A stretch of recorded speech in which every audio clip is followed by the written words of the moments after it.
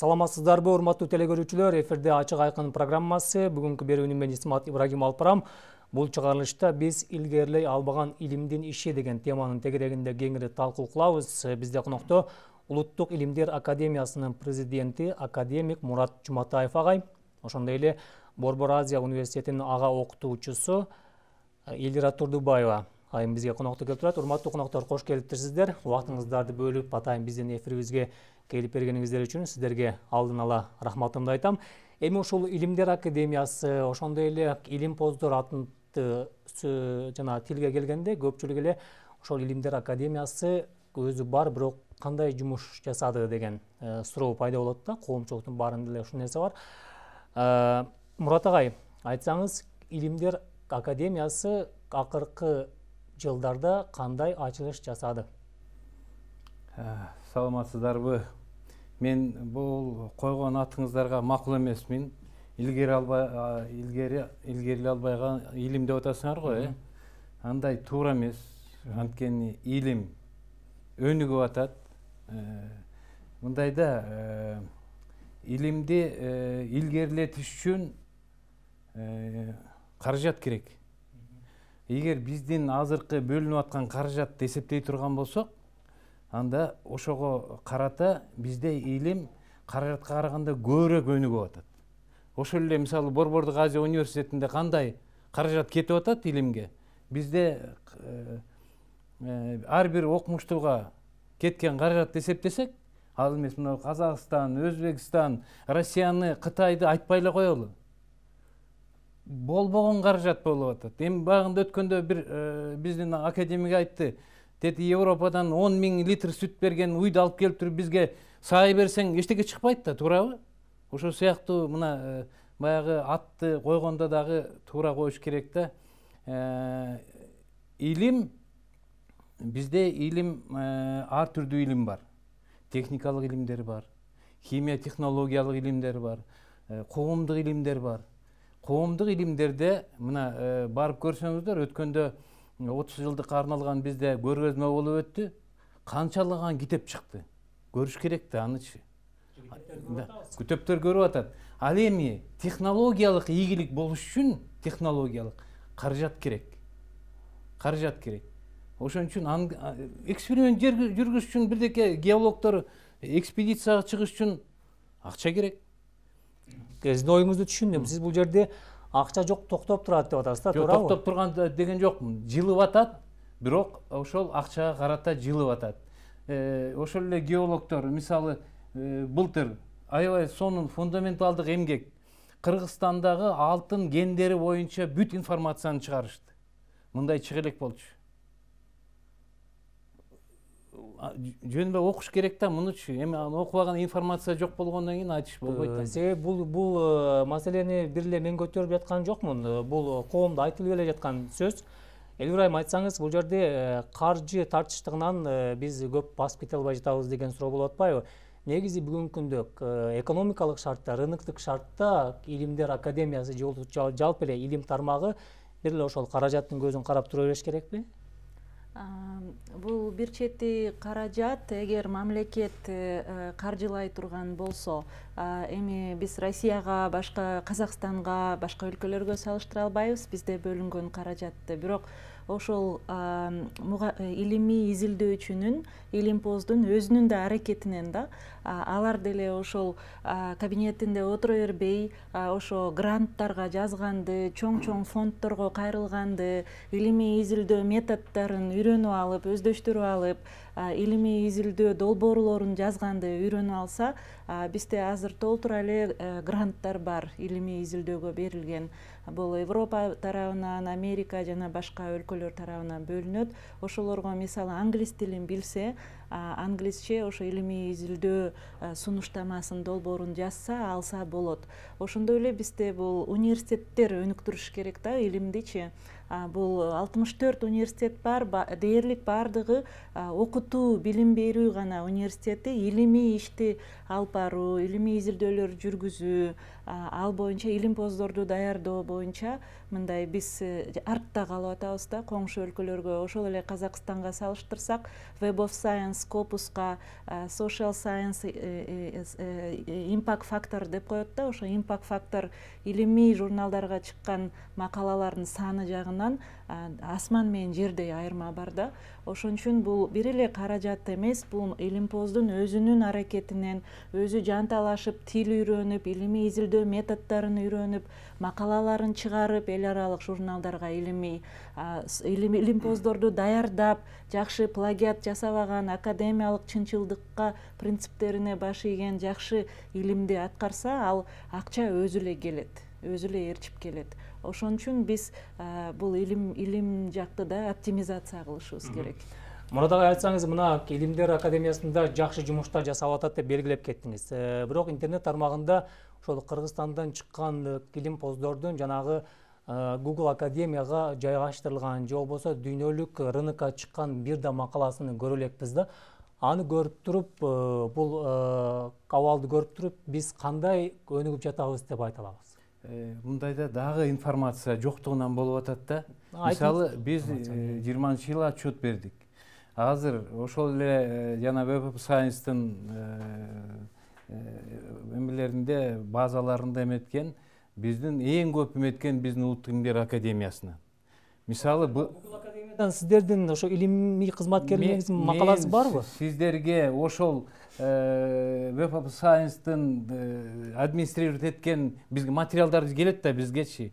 Ошондо айтып жүрүшөт. Эң көбү Кыргыз Улуттук Илимдер Академиясынын геологторунуку, сейсмологторунуку, биологторунуку, биотехнологторунуку деп келип атат бизгечи. Ошондуктан мисалы былтыр эле эми мүмкүн башка эмелерге аздыр, бирок ошол Web of Science менен Scopus'ка эметкен 100дөн ашык статья былтыр эле жарыяланды.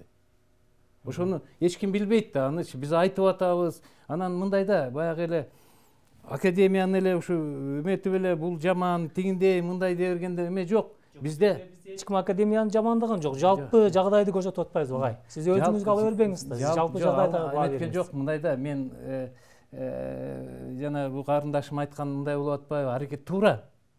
Жаштар туура аракеттениш керек.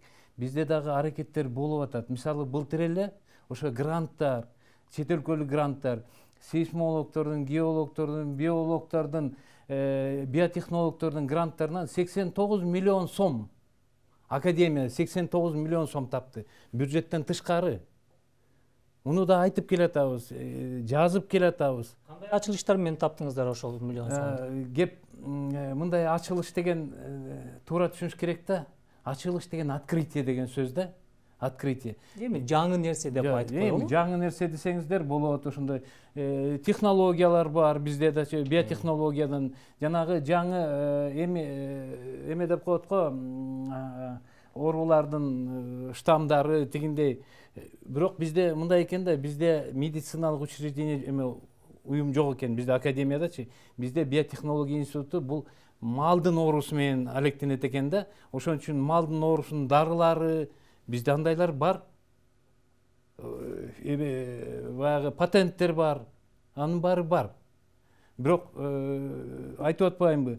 Биз ошол натыйжалардын баарын алып келип көрсөтөбүз бардыгына. Анан эле баягыдай эле кайра мамиле ушу академия да эмне бар деген болуп атпайбы?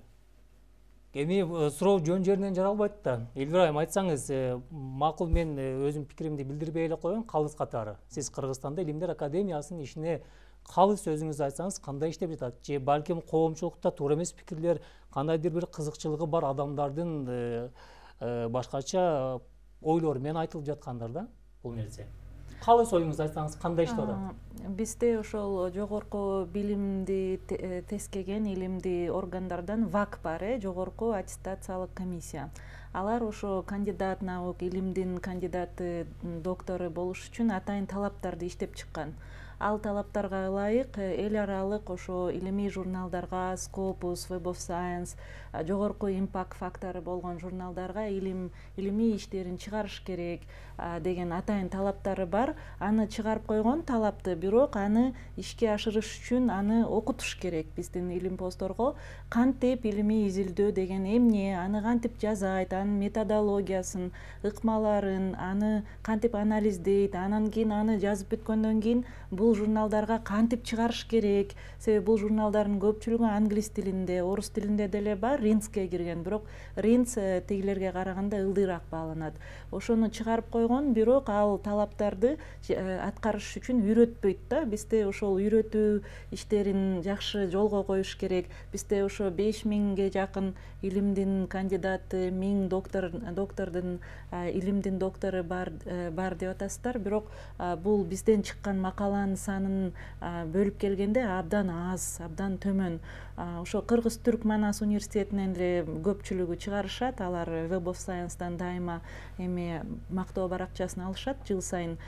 Бирок бизде ошол үйрөтүү жолго коюлган эмес да, көп эле диссертациялар, кандидаттык иштер плагиат, көчүрмө, орус тилинен кыргызчага которгон, же көчүрүп алган бирөөнүн эмгегин, же сатып алган, же бирөөгө жаздырып алган, аларды алат дагы университеттерге, жогорку окуу жайга мугалим болуш үчүн гана ошо кандидаттык эмесин алат да.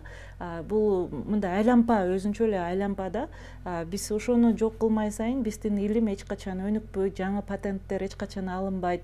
Өзгөчө могу так илимдерде, так илимдер мектептен баштап эле уже окутуунун деңгээли түшүп кетти. Жогорку окуу жайларда лабораториялар жок, технопарктар жок, практикалык иштерди, эксперименттерди, илимий тажрыйбаларды жүргүзө турган эч кандай лабораториялардын мындай талапка жооп бербейт да. Бизде көп эле мындай теориялык сабактар, практикалык сабактар аз.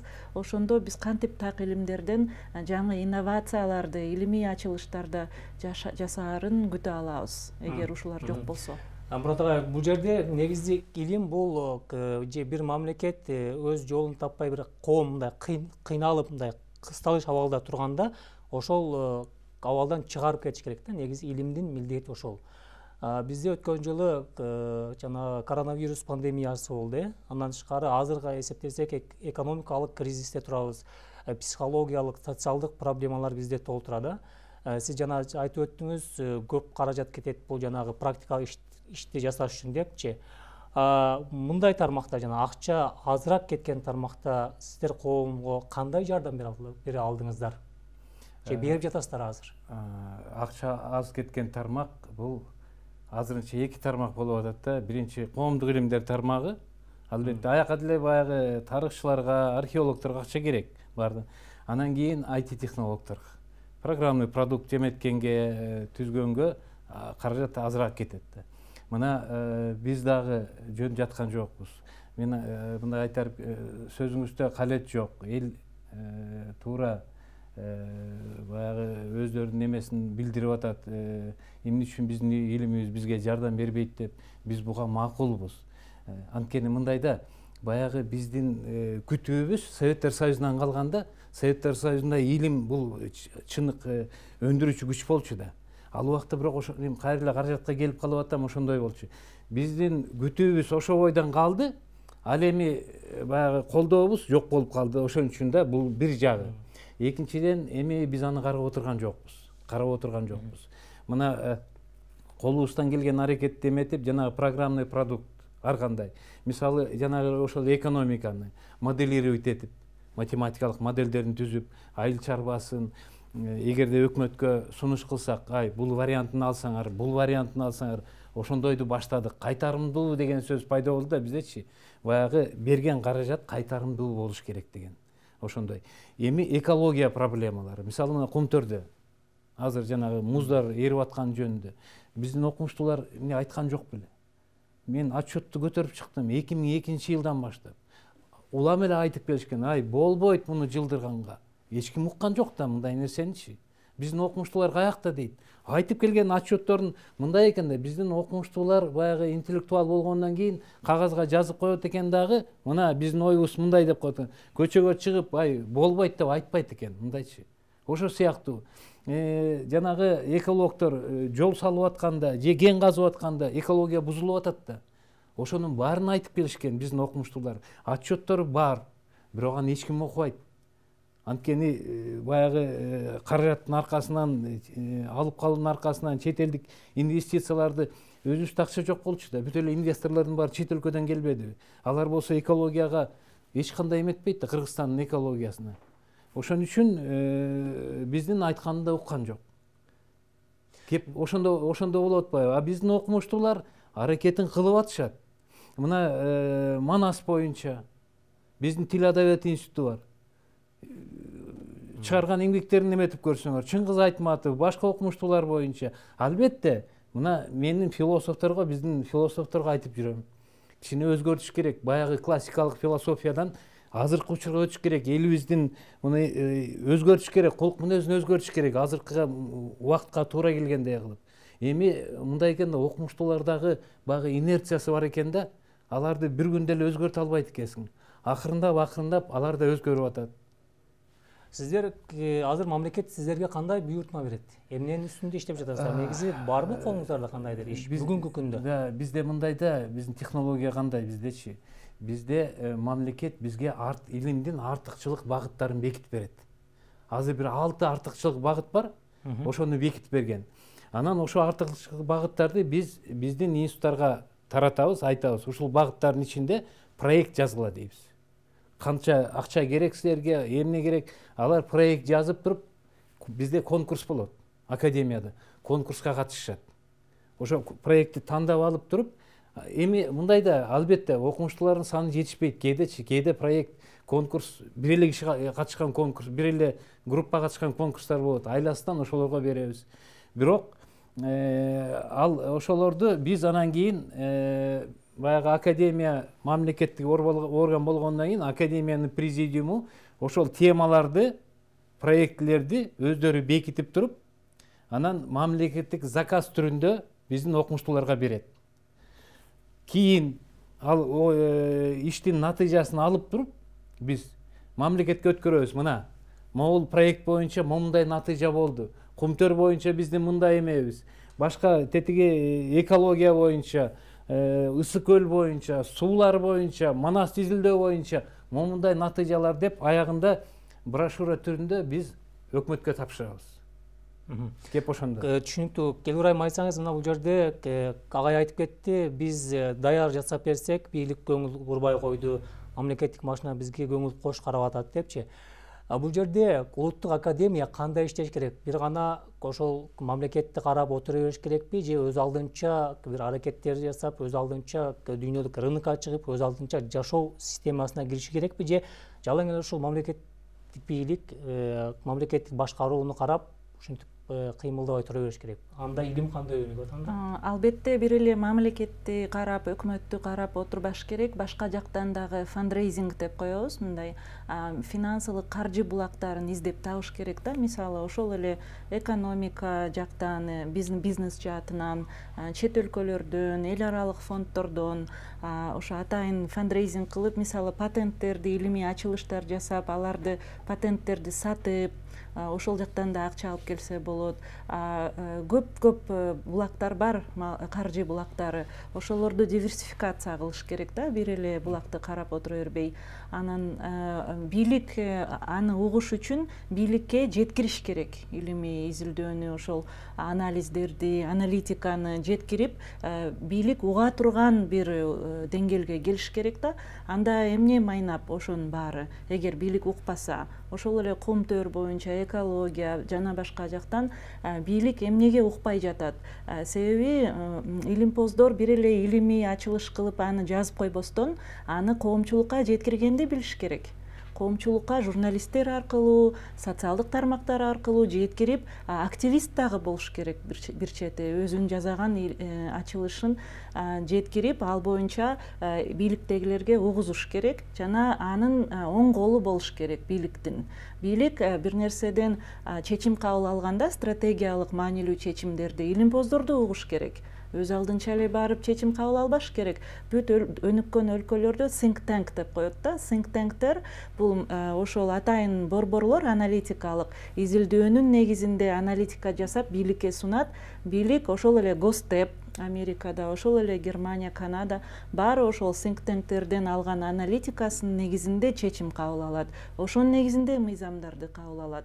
Болбосо илимдин коомдун өнүгүүсүнө болгон эң негизги салымы ушул аналитика, анализ. Ошонун негизинде кабыл алыш керек. Анын үчүн илимпоздор өздөрү аракет кылыш керек. Илимий ачылыш эле жасап отура бербей. Анын сыртында бул бизде ошол долбоор жазганды үйрөтүш керек да. Агай айтып атпайбы, бизде проекттерге конкурс жарыялайбыз, бирок илимпоздордун саны жетишсиз деп атпайбы ошол проекттер жазганга. Анда жаш илимпоздорду өстүрүш керек. Аларга ментордук кылыш керек, аларды өстүрүп жетиштириш керек. Бизде толтура окуйм деген илимпоздормо, ошол эле Академия наукта соискатель болгондор, ошолорго өткөрүп бериш керек, аларды окутуш керек, потенциалын өнүктүрүш керек, санын көбөйтүш керек. Ошол эле Казакстан Болашак деген программасы менен чет өлкөгө, Америкага жыл сайын жүздөгөн жаштарды жиберет PhD-ге, докторантурага. Алар окуп келип, ошол бийликтин чоң негизги стратегиялык маанилүү бутактарында кызматка алат алардын баарын. Ошон үчүн Казакстан өнүгүп атат. Ошол эле кечээ эле Англиядан педагогика илимдери боюнча докторантурасын бүтүп келген Лаура деген кызды ректор кылып койду. 32 жашындагы кызды. Эмнеге бизде ошондой өзгөрүүлөр жок? Өзүнүн илимпоздорун бизде толтура илимпоздор бар. Кыргыздын толтура улан кыздары бар. Чет өлкөдөн бүткөн докторантураны. Алар эмнеге келбей жүрөт? Себеби ошол кайра эле колдоо жок, кайра эле аларга кызмат жок, айлыгы аз деп кайра кетишет. Агай, сиз кошуласызбы бул пикирге? Коеюнчу, мындай кичине түшүнбөстүк болуп калды окшойт да. Мен айткан жокмун, мындай бийлик такыр эле бизди такыр колдоо эметпи. Силер просто технологиясын айтпадыңарбы? Кантип мамлекет менен силер? Жок, мен сиздин сөзүңүздү эле айттым, башка сөз. Жок, азыр ушундай болду да. Мен ошого эле түшүндүрдүм. Анткени мындай болуп атат да, албетте бийлик дайыма эле аракеттенип келген. Ушу илимди кандай колдонолу депчи, колдонолу деп. Бирок мындай да, илим дагы илим. Баягы мамлекеттин экономиканын жобосу социалдык структурасынан көз каранды болот да. Эгерде бизде ал мындай илим жүргүзө турган база жок болсо, имеется в виду баягы багыттар жок болсо, ал илим өнүкпөйт. Биз жана дүйнөлүк океанды изилдебейбиз. Биз только ошол мамлекетте болгон ошо багыттарды изилдейбиз. Бул биринчиден да. Анан карындашым баарын туура айтат. Албетте, ошондой болуш керек теориядачы. Жаштарды биз академияда колдогонго аракеттенип атабыз. Эгер болсо, мен ошо бүтүп келген эмелерди ошо институттардын директору кылып коет элек. Бирок бизге азыр ошо директор кылып кое тургандай кишилер жок болуп атпайбы? Мындайда колдоо көрсөтүш керек да. Казакстанда кечирип коюңуз, Казакстан жанагы ректорунун айлыгы канча, бизде директордун айлыгы канча. Кеп ошондо. Ал эми айтып жанагы мен дагы бир жолу айтам. Биздин окумуштуулардагы бюджеттен мамлекеттин көзүнө эле карап отурган жок. Ар бир институтта азыр рынок шартында иштегенге көнүп калды. Ар бир жерде мамлекеттен берген акчадан көп өзү таап атышат. Ошонун эсебинен азыр бизде аспирантурада мынан бир 5-6 жыл караганда 200% 2 эсе аспиранттардын саны көбөйдү. Келе баштады жаштарчы. Демек, мен ойлойм баары акырындап мындайда эме бар да, бир илим бар. Эгерде бул чоң илимде мындай, эгерде мамлекет ички дүң продукциясынын 1%ке чейин илимге бурса, анда бул илим интеллектуалдык деңгээлди кармап турганга эле кетет.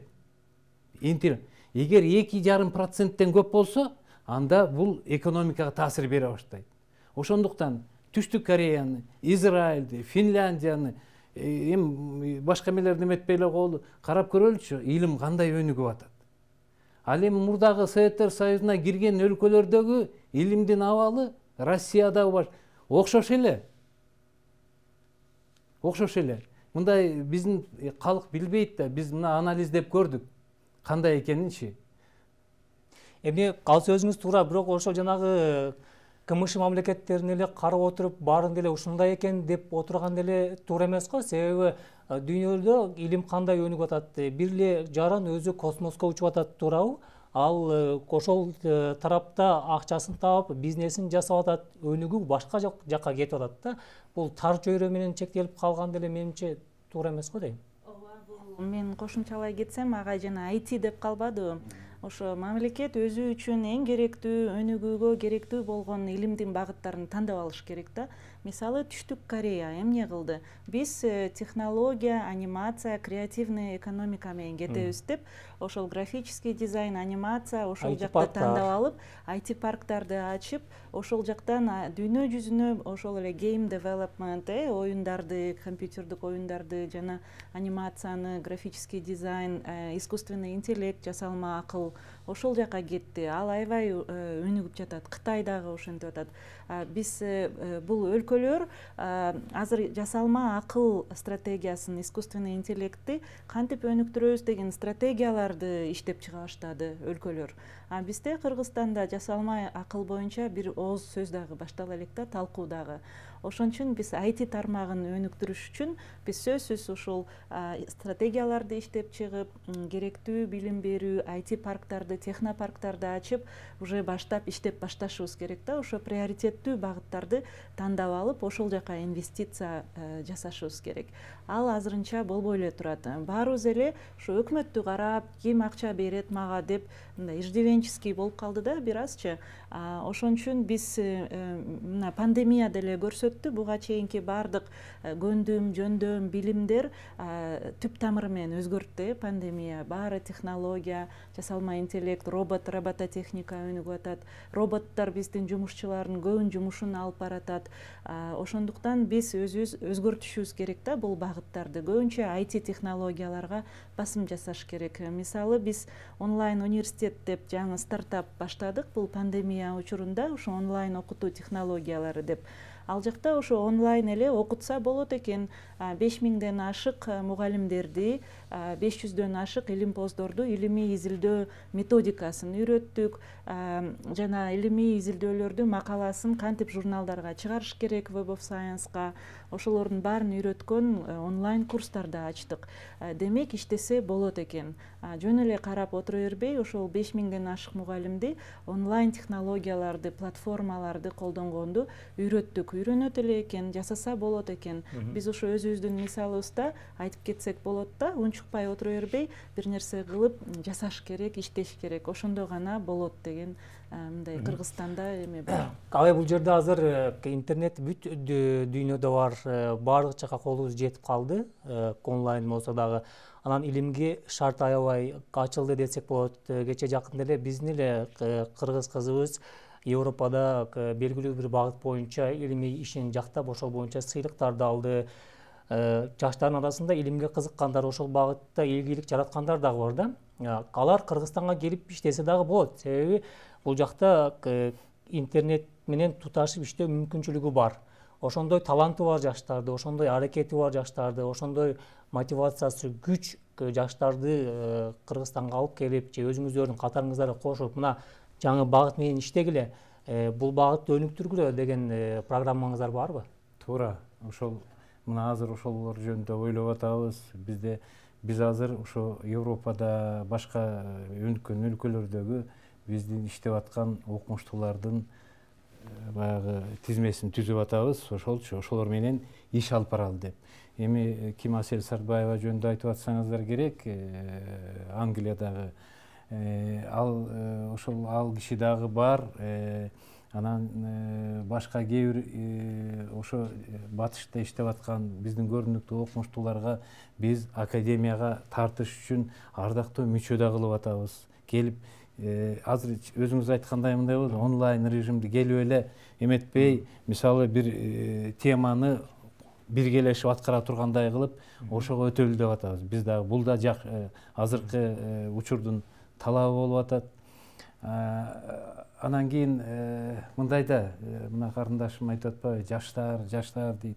биз жаштарды тартып атабыз. Мына жакында бизде баягы ар кандай сөздөр ал жөнүндө да эметилип, бирок негизинен жакшы эле шайлоо болуп өтпөдүбү академиядачы.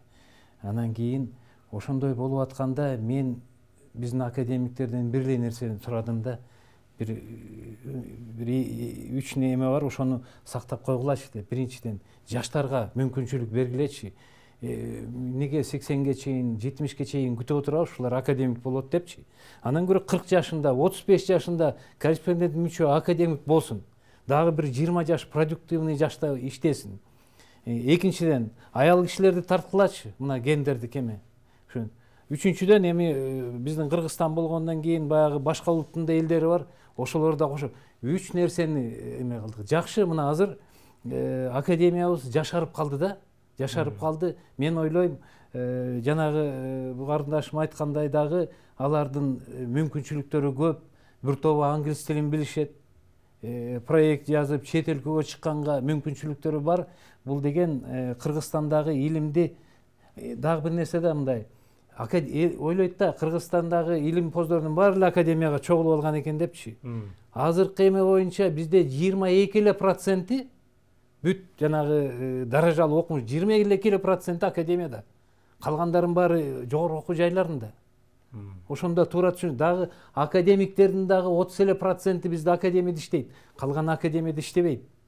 Ошон үчүн баягы академияны айтып атканда, академия мен ошон үчүн башында баягы кечирип коюңуздар, кичине мүмкүн мындай катуу эме кылып койдум. Анткени академиядагы илим жок дегенге, мен мындай илим жүрбөй атат дегенге мен макул эмесмин. Анткени Кыргызстанда жалгыз системалуу түрдө, уюшкан түрдө илимди алып барып аткан бул Улуттук илимдер академиясы.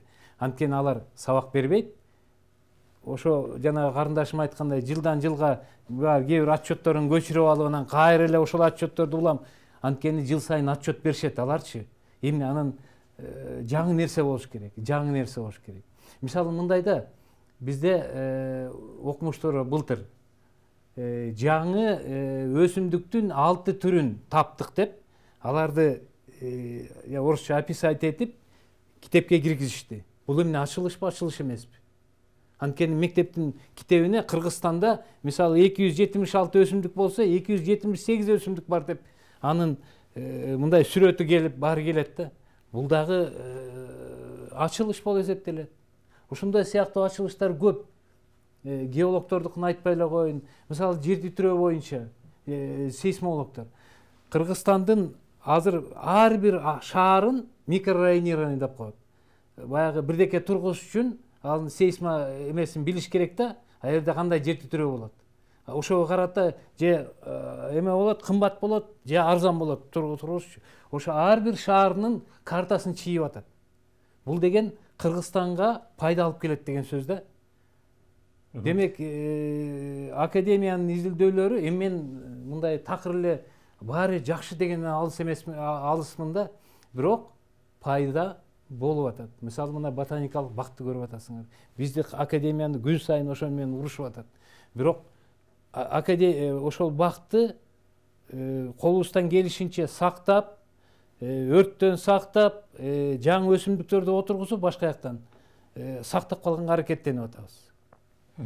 Бул жерде сиздердин атыңыздарга дагы бир сын айтылат. Жанагы Илимдер академиясынын кандидат, жанагы илимдин доктору деп коебу, ошону шайлоо өткөрүү процессинде коррупциялык жолдорго да көп жол ачылат депчи. Себеби бул жерде бир жылдын ичинде канча деп турат? 30дан ашык илимдин докторлугу жактайт экен, 200дөн ашык илимдин кандидаты болот экен. Талап көп болуп атат да, талап. Негизи ошол кандидат болуу, илимдин доктору болуу ошол адамдарга эмне алып келет? Материалдык жардам алып келеби же кандайдыр бир башка жумушун жеңилдетеби? Негизи эмне алып келет ошол ат? Эми материалдык деп мындай катуу айтыш кыйын. Анткени илимдин доктору 1800 сом алат болгон ошол. Анан башка мисалы жанагындай конкурска катышканда өзү баягы илимий жетекчи катары ошолорго катыша алат. мурдагыдай эч кандай деле материалдык эч кандай эме жок азырчы. Ошон үчүн илимдин доктору болгусу да келбей атышат көбүчү. Илимдин кандидаты да болгусу келбей атат. Өзгөчө мына кардаш так илимдерде, анткени мисалы мындай да коомдук илимдерде жакташ үчүн баягы эксперимент жүргүзүп, же бирдеке машина эметип, же экспедицияга чыгып кереги жок да кээ бир учурдачы. Адабиятта же юриспруденцияда аларда оңоюраак да. Ошон үчүн аяктан көп болуп атат бизде. Жанагы сиз айткан немелердин баары көбүнчө эле ошол илимдерде. Мисалы былтыр менин мына машинелердин механикасы боюнча бир да доктордук диссертация болгон жок. Мурда Советтер Союзунун учурунда көп болчу мындай нерселер. Түшүндүм, бирок ошол жерде жана коррупция дегенде эми коррупция мындай да, бизде академияда илимий иш жүрөт. Ал эми аны жактап туруп, анан кийин аны бекитүү бул ВАКтын жумушу. ВАК да аракеттенип атат. Аябай талаптарды күчөтүп атат. Бирок эми бул жерде көп нерсе башка нерседен кандай кыскачараак айтып кетсеңиз, ушул жанагы илимдин доктору же кандидаты болуу үчүн 8.000ден 10.000 сом, 10.000 долларга чейин баасы чыгып кетет деген да доо айтылып атпайбы? Бул жерде ошол кандайдыр бир өтпөй калган же болбосо сиздердин атыңыздарды башкача бир каралоо максатында чыгарган адамдардын аракети же чындыгында эле сиздерде ушундай коррупциялык элементтер барбы? Сатылабы ошондой кандидат наук же болбосо илимдин? Мен айтат элем, мен билбейм, андай көп акчалар го аларчы. Мисалы мен көп жылдар бою ВАКта эксперт болуп иштедим, диссертациялык кеңештин төрагасы болдум, техникалык билимдердечи. Биз байкуш тиги аспиранттарды кайра аркасынан кууп жүрөбүз. Ай, жактасаңар экен, жардам берели депчи. А эгерде кай жерде жанагындай кезекке туруп калса элдерчи жактаганга, ошол жерде болушу мүмкүн аларчы. Билбейм, андайды мен айта албайм. Элбирайым, сиз кошумчалай кетсеңиз, мына Илимдер Академиясы башка өнүккөн өлкөлөрдөгү сыяктуу эле мындай күркүрөп, өсүп, өнүгүп, өздөрүнө мотивация алып, бир жумушту жасап, майын чыгарып, өлкөгө жардамы тие турган, ошол өлкөнү өнүктүрө турган абалга жетиш үчүн мамлекет тарабынан кандай аракеттер кылыш керек? Ошондой эле илимпоздор тарабынан эмне талап кылынат? Мына биз онлайн университетте аспиранттарды окуттук да, магистрант аспиранттарды илимий изилдөө жүргүзүү боюнча.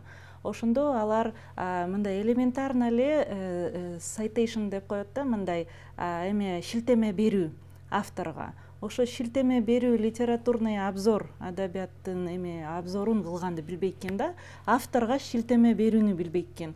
Ал APA style, Chicago style түрлөрү бар да. Бул эмнени айтат? Бул авторго шилтеме берүүнү билбеген. Бул илимдин эң негизги биринчи баскычы ушул да, литературный обзордон башталат. Ким эмне кылды, буга чейин ким кайсы ачылышты жасады, ошол авторго шилтеме бериш керек. Бул плагиаттын эң негизги принциби. Ошону билбегенден кийин аны ошол аспирант кантип илимий диссертациясын жазат. Бизде университеттерди карасак, илимий иш жазуу деген ушундай курстар жок экен да. Бул курс биринчи курстан баштап кириш керек. Студенттер билиш керек, илим деген эмне, илимий изилдөө деген эмне. Ушулардын баарын билбей туруп, анан кантип биз илимди өнүктүрөбүз.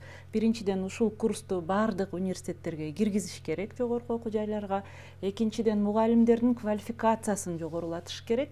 Ошол эле кандидат наук баардык мугалимдер 4-төн 5-тен сабак беришет. 3-4 университетте чуркап иштешет. Айлык аз деп атпайбы агай? Ошон үчүн алар каяктагы убакыт илимий изилдөөгө? Артынан чуркап атабыз деп атпайбы, жакта деп. Ал 7-8 сабак берип, илимий изилдөөгө убактысы дагы жок, аны кантип жасаганды да билбейт, акчасы дагы жок да. Кошумча алып кетсеңиз болот. Мына туура айтат кардашымчы. Мына биз кыскача айтайын анда. Мына аспиранттарды мына эмени маселени койгонго, туурага койгонго башына үйрөтүш керек. Кантип статья жазганды үйрөтүш керек. Аны үчүн мисалы мына кечээ эле ВАК бир жакшы ишти баштап атат да. Мисалы Көлдө ошо аспиранттардын мектебин жыл сайын өткөрө турган болду. Ошол жерде ошондой окумуштуулар келип, семинар өткөрүп, ошолорду үйрөткөнгө да. ошондой нерселерди көп өткөрүшүбүз керек. Бул туура. Көптөгөн мисалы илимий жетекчилер өздөрү жакшы билбей атат. Статьяны кандай жазыш керек? Аспиранттарды, мисалы 10 чакты аспирант алып коет да, кимиси сүзүп чыкса, ошонусун чыгарып коет, калганы ошо бойдон кетет. Ошон үчүн бул туура маселе. Муну моюнга алыш керек дагы, мунун үстүнөн иштеш керек. Чоң рахмат. Урматтуу телекөрүүчүлөр, сиздер Түз эфирде Ачык Айкын программасын көрдүңүздөр. Берүүнү мен Исмат Ибрагим алып бардым. Бүгүнкү талкуудагы темабыз Кыргызстандагы илимдин иши деген теманын алкагында кеңири кеп кылдык. Бизде талкуубузга катышуу үчүн Улуттук илимдер академиясынын президенти академик Мурат Жуматаев, ошондой эле Борбор Азия университетинин ага окутуучусу Элира Турдубаева айым катышты. Чоң рахмат сиздерге. Ишиңиздерге ийгилик каалайм. Саламатта туруңуздар.